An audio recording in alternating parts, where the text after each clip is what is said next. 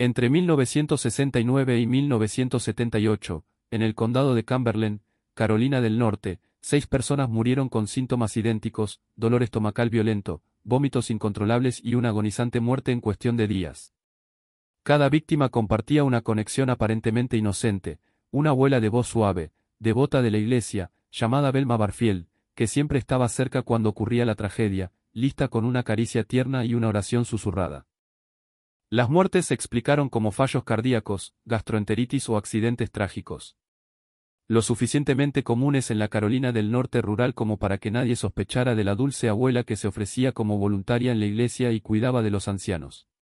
Pero cuando Stuart Taylor, de 56 años, colapsó durante un avivamiento pentecostal en 1978, su familia se negó a aceptar otra muerte misteriosa. Su exigencia de una autopsia revelaría a Velma Barfield como una de las asesinas en serie más astutas de Estados Unidos, convirtiéndola en la primera mujer ejecutada por inyección letal en la historia del país.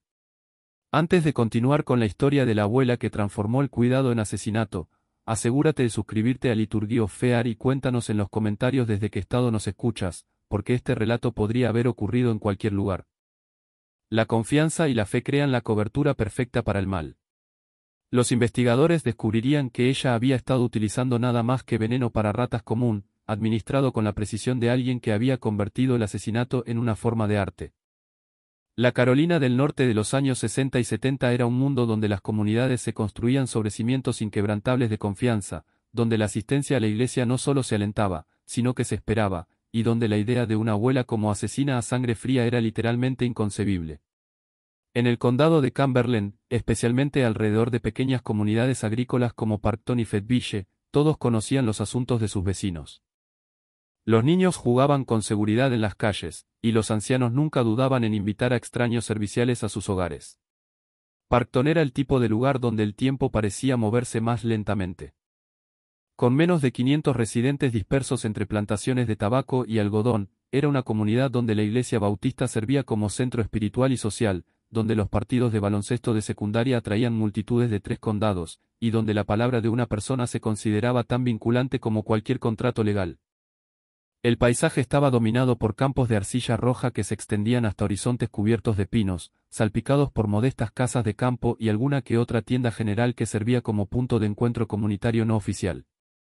En este mundo de placeres sencillos y valores tradicionales, nació Marge Velma Bouchard el 29 de octubre de 1932 en Eastover, Carolina del Sur, aunque se crió cerca de Fayetteville, como la segunda hija y la mayor de 9 hermanos.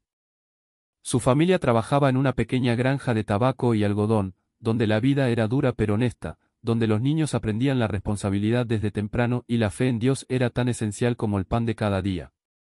El hogar de los Bouchard funcionaba bajo estrictos principios pentecostales cristianos, con asistencia regular a la iglesia, oraciones diarias y una creencia inquebrantable en absolutos morales. La infancia de Velma estuvo marcada por la pobreza, común pero no vergonzosa en la Carolina del Norte rural. Su casa carecía de electricidad y agua corriente, lujos que muchas familias del área no podían permitirse. Cuando la naturaleza llamaba, simplemente se adentraban en el bosque detrás de su propiedad. Una práctica más que primitiva en una época en que la plomería interior aún era considerada un lujo urbano.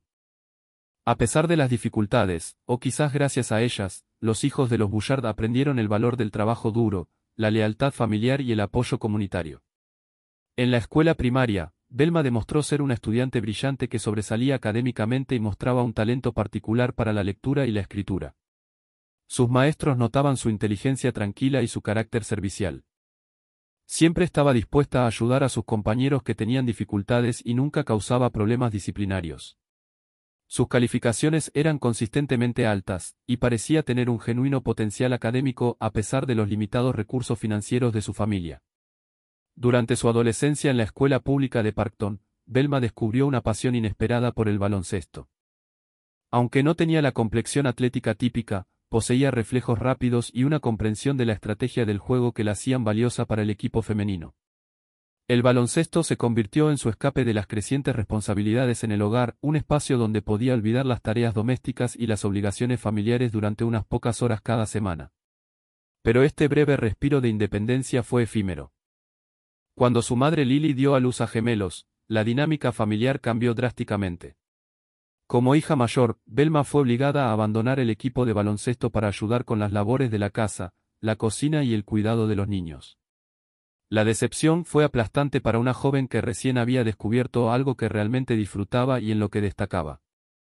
Fue en este periodo de frustración adolescente que Velma conoció a Thomas Burke, un muchacho alto y delgado, un año mayor que ella, de cabello oscuro, naturaleza amable y un sentido del humor capaz de hacerla reír incluso en sus momentos más oscuros. Thomas no era convencionalmente atractivo, orejas prominentes, rasgos angulosos, pero trataba a Velma con una amabilidad y respeto que contrastaban con el carácter severo de su padre.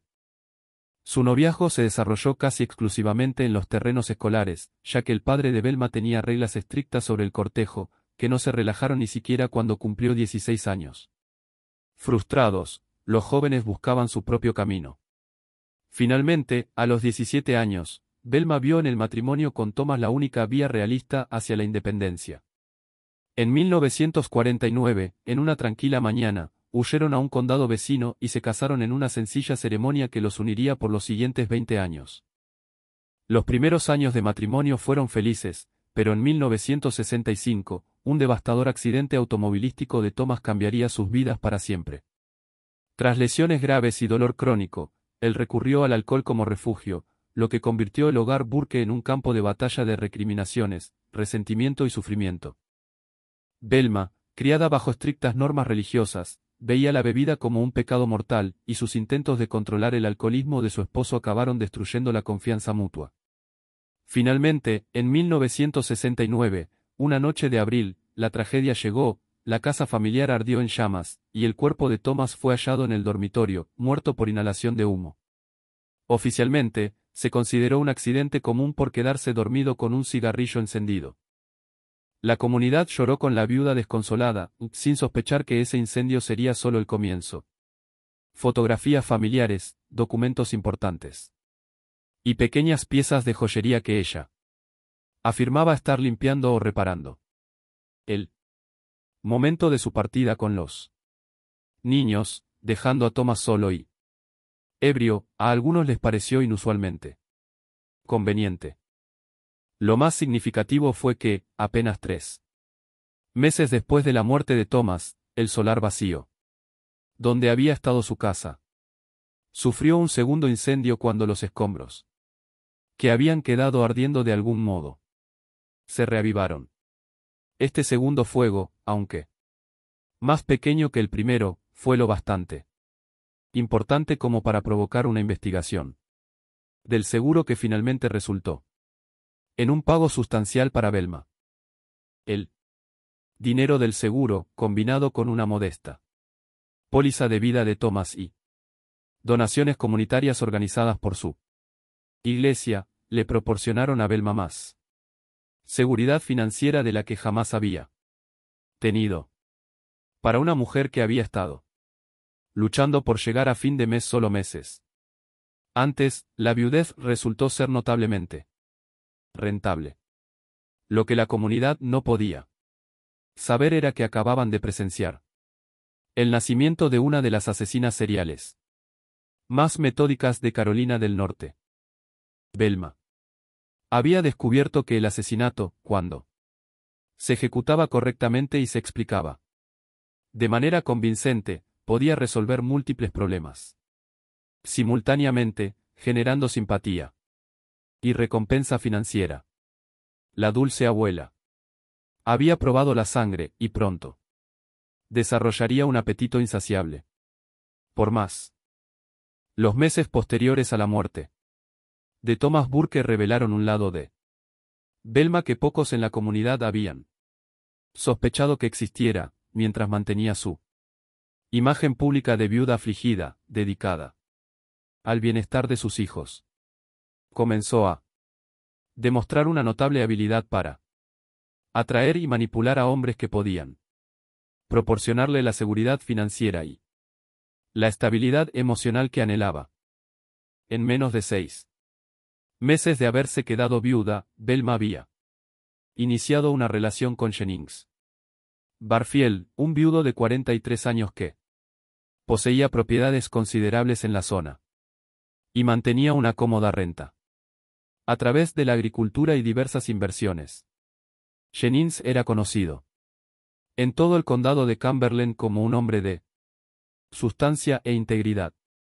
Alguien que había criado con éxito a sus propios hijos tras la muerte de su primera esposa y que era considerado uno de los solteros más codiciados de su círculo social. Su noviazgo avanzó con una velocidad que levantó cejas entre sus conocidos. Si bien no era raro que las personas viudas se volvieran a casar relativamente rápido en esa época, particularmente cuando había hijos de por medio, la intensidad de la persecución de Velma hacia Jennings parecía casi depredadora para quienes la observaban de cerca. Asistía a funciones sociales, donde sabía que él estaría presente. Encontraba excusas para visitar su propiedad con pequeños obsequios u ofertas de ayuda con tareas domésticas, y en general se hacía indispensable en su rutina diaria.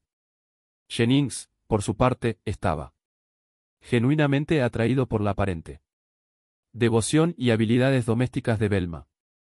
Ella era una excelente cocinera, una ama de casa meticulosa, y alguien que parecía comprender la importancia de crear un ambiente estable para los niños. Su fe religiosa, demostrada a través de la asistencia regular a la iglesia y la participación en diversas actividades benéficas, se alineaba con sus propios valores y sugería una base moral que él encontraba atractiva. Se casaron en agosto de 1970, apenas 16 meses después de la muerte de Thomas, en una ceremonia más elaborada que la primera boda de Velma, pero aún apropiadamente modesta para una viuda que volvía a casarse. El servicio se celebró en la iglesia de Jennings, con ambos grupos de hijos como testigos de la unión. La comunidad generalmente aprobó el matrimonio, viéndolo como un arreglo práctico que proporcionaría seguridad a los hijos de Velma mientras le daba a Jennings la compañía y la sociedad doméstica que le faltaban. Los primeros meses de su matrimonio parecían exitosos en la superficie.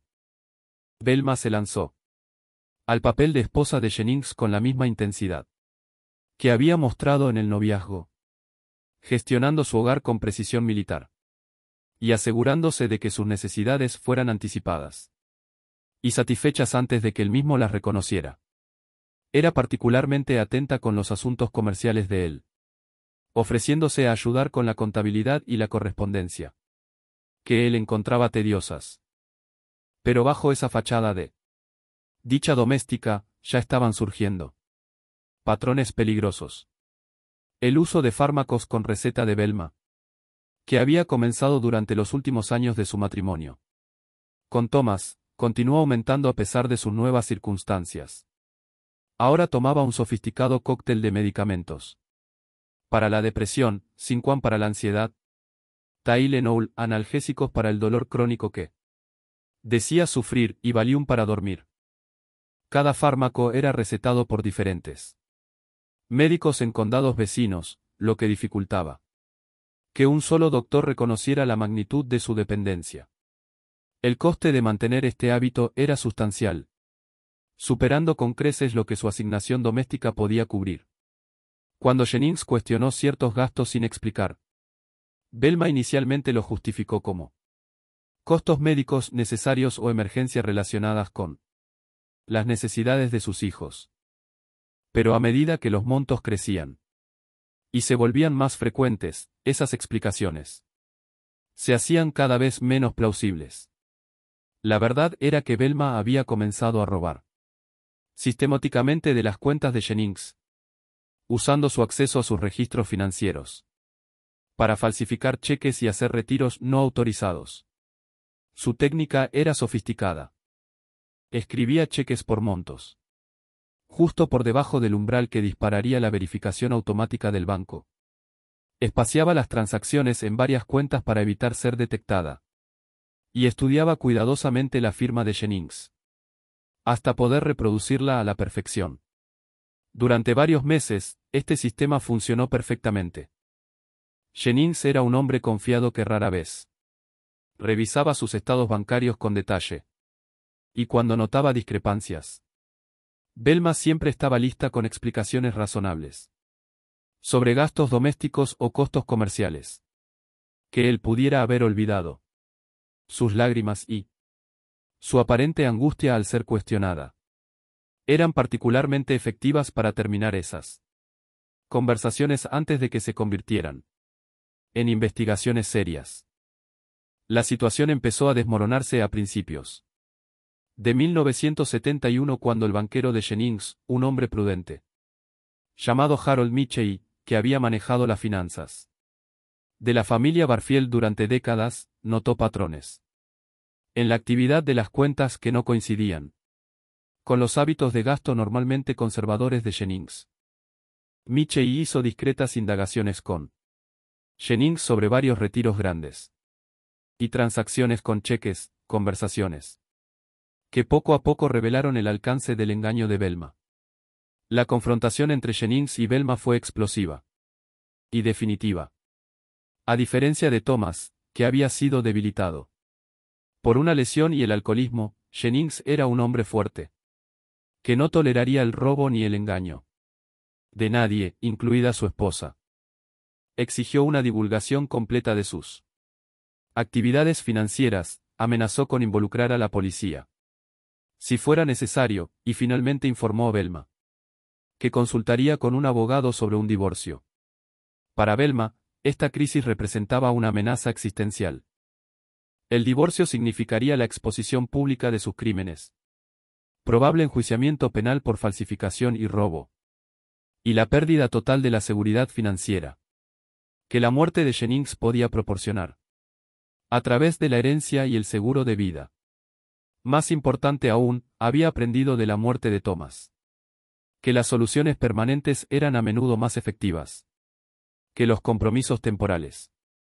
En la noche del 22 de marzo de 1971, Jennings Barfield comenzó a experimentar un dolor abdominal severo que apareció de repente durante lo que parecía ser una cena normal. Los calambres eran intensos y localizados en la parte superior del abdomen, acompañados de náuseas que rápidamente progresaron a vómitos violentos. En pocas horas, también experimentaba dolor en el pecho, que inicialmente atribuyó a tensión muscular por los vómitos. Velma inmediatamente asumió el papel de esposa preocupada, llamando a su médico de familia y llevando a Jennings al hospital cuando su condición continuó deteriorándose. El doctor Patterson, que había tratado a Jennings por dolencias menores a lo largo de los años, estaba perplejo por la aparición repentina y la gravedad de sus síntomas. Los análisis de sangre revelaron niveles elevados de glóbulos blancos, que sugerían una infección, pero no se identificó ningún patógeno específico. A pesar de la intervención médica, la condición de Jennings empeoró durante la noche. El dolor en el pecho se volvió insoportable. Su presión arterial cayó peligrosamente, y comenzó a mostrar signos de insuficiencia cardiovascular. A las 3:17 de la madrugada del 23 de marzo de 1971, Jennings Barfield murió de lo que los médicos diagnosticaron como insuficiencia cardíaca aguda, posiblemente desencadenada por una infección gástrica severa. El dolor de Velma parecía genuino y abrumador. Tuvo que ser sedada en el hospital y requirió asistencia de familiares para hacer los arreglos funerarios. El servicio fue muy concurrido, con los asociados comerciales y miembros de la comunidad de Jennings expresando simpatía por la viuda que había soportado la pérdida de 2 esposos en menos de 2 años. El momento de la muerte de Jennings fue particularmente trágico, porque ocurrió justo cuando había estado planeando ampliar sus operaciones agrícolas y había contratado un seguro de vida adicional para proteger sus inversiones. Estas pólizas, combinadas con su cobertura existente y propiedades, dejaron a Velma significativamente más rica de lo que había sido jamás. A las pocas semanas del funeral de Jennings, Velma había liquidado su patrimonio, cobrado los seguros y comenzado a hacer planes para su futuro. Compró una modesta casa cerca de sus padres en Fayetteville y matriculó a sus hijos en nuevas escuelas, alegando que necesitaba estar más cerca del apoyo familiar. durante su periodo de duelo y adaptación. Lo que realmente había logrado era perfeccionar su método. A diferencia de la muerte de Thomas, que había requerido escenificar un incendio accidental y lidiar con la destrucción de la propiedad. El asesinato de Jennings había parecido completamente natural. Los síntomas que había provocado, con dosis cuidadosamente administradas de veneno para ratas a base de arsénico, imitaban perfectamente una gastroenteritis aguda, seguida de insuficiencia cardíaca. Una progresión médicamente plausible que no requería explicación externa. Más importante aún, había aprendido a cronometrar sus ataques con precisión. La confrontación sobre su robo había ocurrido solo días antes de la muerte de Jennings, proporcionándole una motivación clara para cambiar su testamento o tomar acciones legales contra ella. Al actuar rápida y decisivamente, eliminó la amenaza, mientras preservaba su acceso a su riqueza. Velma había pasado de ser una asesina oportunista, que eliminaba a un esposo inconveniente, a una depredadora calculadora que entendía exactamente cómo usar el asesinato como solución a problemas complejos. La dulce abuela se había convertido en una sofisticada asesina serial, y apenas estaba comenzando. Mudarse de vuelta a Fayetteville colocó a Velma cerca de sus padres ancianos, una situación que inicialmente parecía estar motivada por una genuina devoción filial, pero que pronto demostraría ser cualquier cosa menos casual. Fotografías familiares, documentos importantes y pequeñas piezas de joyería que ella afirmaba estar limpiando o reparando. El momento de su partida con los niños, dejando a Thomas solo y ebrio, les pareció a algunos inusualmente conveniente. Lo más significativo es que, apenas 3 meses después de la muerte de Thomas, el solar vacío, donde había estado su casa, experimentó un segundo incendio cuando los escombros que habían quedado ardiendo de alguna manera se reavivaron. Este segundo fuego, aunque más pequeño que el primero, fue lo suficientemente importante como para provocar una investigación de seguros que finalmente resultó en un pago sustancial a Velma.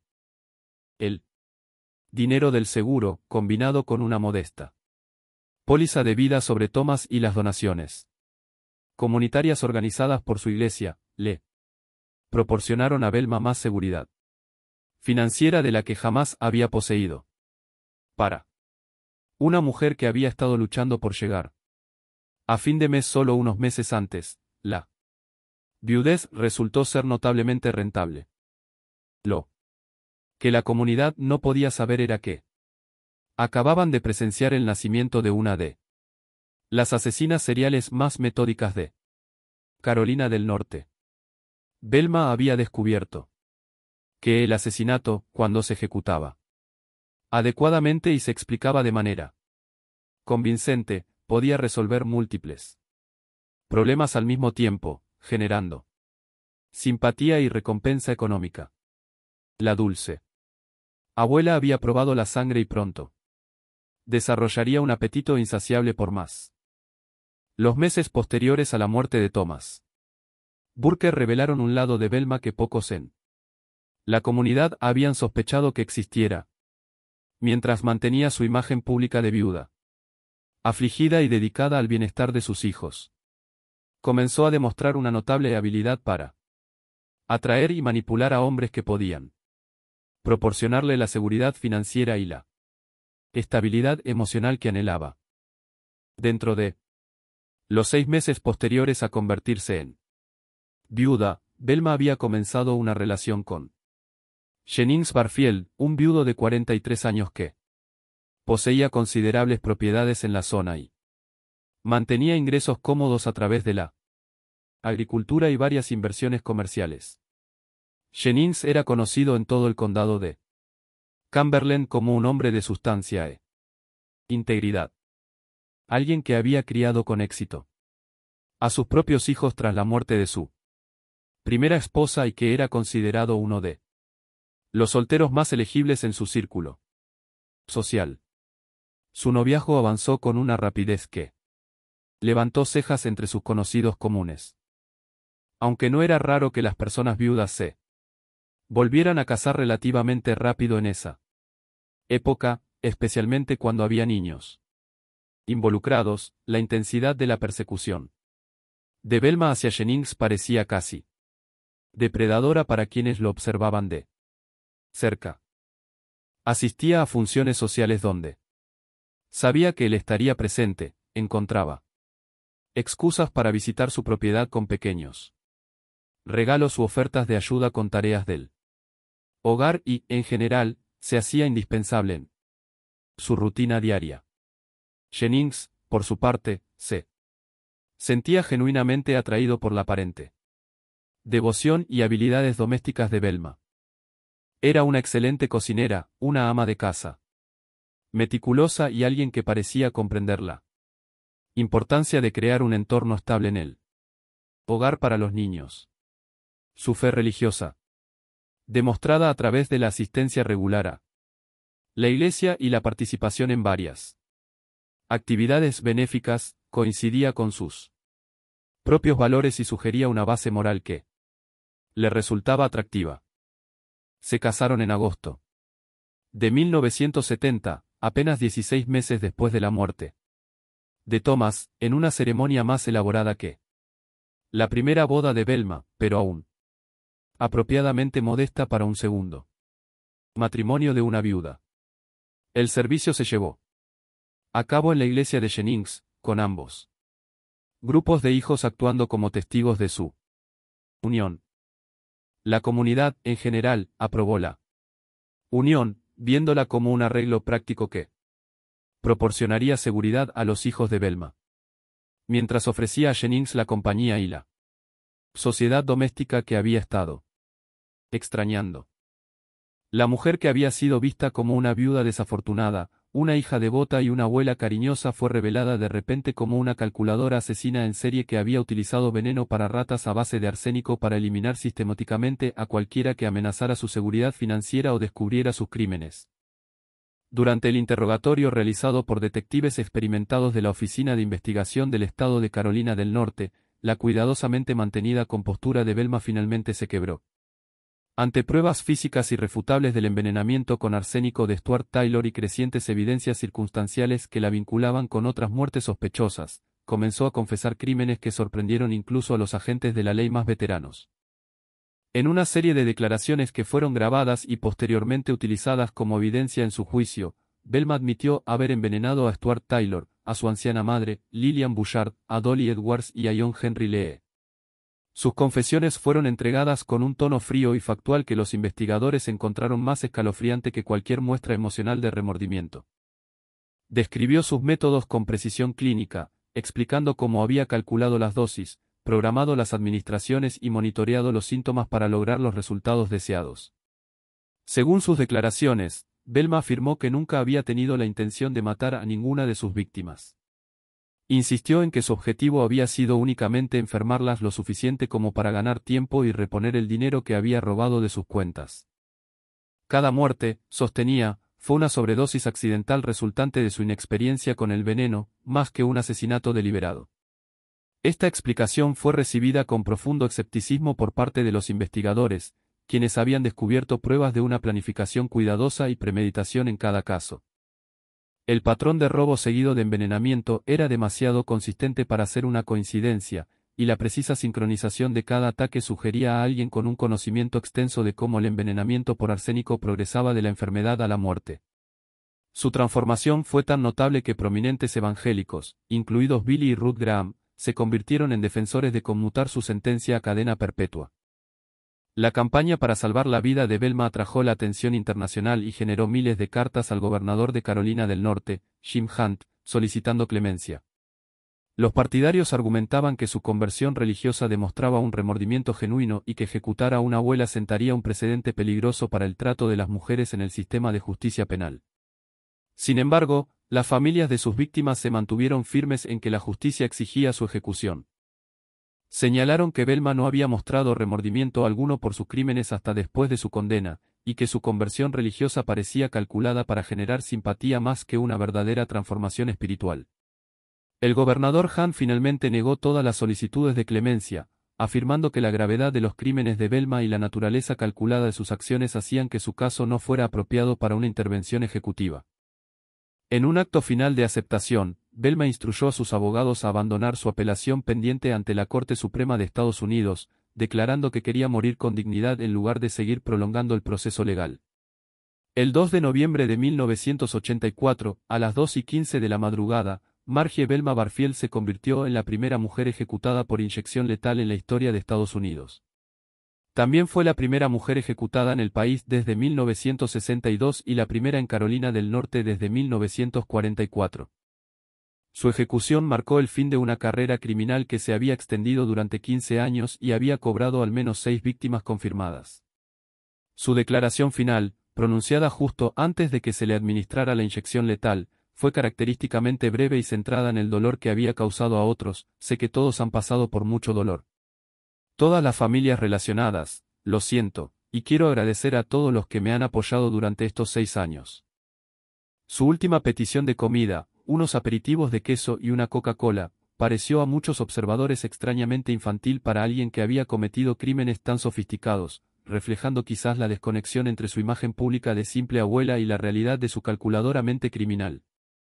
Belma fue enterrada en un pequeño cementerio rural de Carolina del Norte, cerca de su primer esposo, Thomas Burke, el hombre cuya muerte había iniciado su década de asesinatos y cuyo cuerpo carbonizado le había enseñado que el asesinato podía resolver problemas mientras generaba simpatía y recompensa financiera. El caso de Belma Barfield cambió fundamentalmente la forma en que las fuerzas del orden y los profesionales médicos abordaban las muertes inexplicables entre poblaciones vulnerables. Sus crímenes demostraron cómo los depredadores podían explotar la confianza de la sociedad en los cuidadores y miembros de la familia, utilizando sus posiciones de autoridad y acceso para cometer actos horribles mientras mantenían fachadas de respetabilidad y devoción.